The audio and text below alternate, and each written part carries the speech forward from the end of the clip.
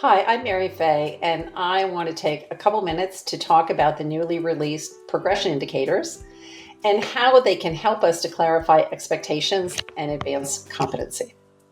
So, the progression indicators are part of the overall framework of the essentials, and the progression indicators were written to be helpful to faculty in helping all of us to understand what are the exact observable behaviors that we should see in our students at different points in the curriculum. And for that reason, the progression indicators were written at two levels. Each sub-competency now has progression indicators that describe the observable behaviors at the developing stage early in the curriculum, maybe around the second semester, and at the developed stage, which is later in the curriculum, maybe when the students are getting ready to graduate. And they can help us in a couple of ways. They help us in our role as faculty coaches when doing the frequent formative assessments that competency-based education calls for, to know exactly what we should be coaching our students to do. They can also help us in our other role as faculty who might be developing rubrics for summative assessments, because they can tell us exactly the behaviors that should be on those rubrics. So let's look at a couple of examples.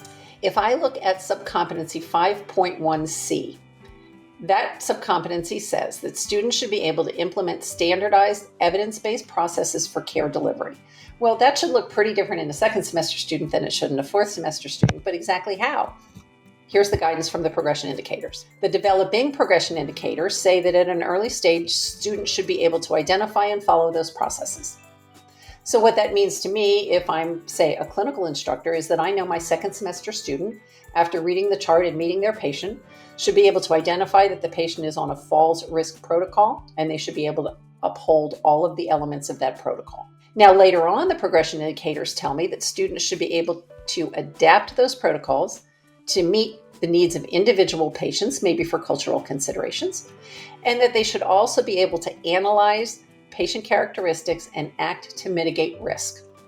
And so what that second progression indicator is saying to me is that sometimes patient characteristics change and new risks emerge. And now my students should be able to identify when a patient, for example, has a change in their mental status.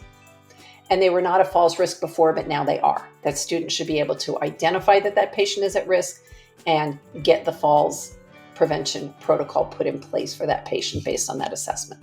Let's look at another one. If I look at sub-competency 6.1e, it says that students should be able to communicate individual information in a professional, accurate, and timely manner. That is definitely going to change over the course of a curriculum. And so what the progression indicators tell me is that early on, what my students should be able to do is document using standardized communication tools in a reasonable time frame. So what that means to me is a student early on should be able to get an assessment done and get it documented accurately and in a reasonable time frame, whether that's in simulation, whether it's based on information you give students in a classroom when you're doing a case study, or whether it's in the clinical environment. Later on, it says that students should be able to contribute concise, accurate information to facilitate timely decision-making and continuity of care. So now we're talking about identifying a change in a patient condition, communicating that in a timely way to the rest of the team, and moving students through the continuum of care with accurate communication. So the progression indicators are here to help us as faculty and also to help our students understand exactly what's expected at different points in the curriculum.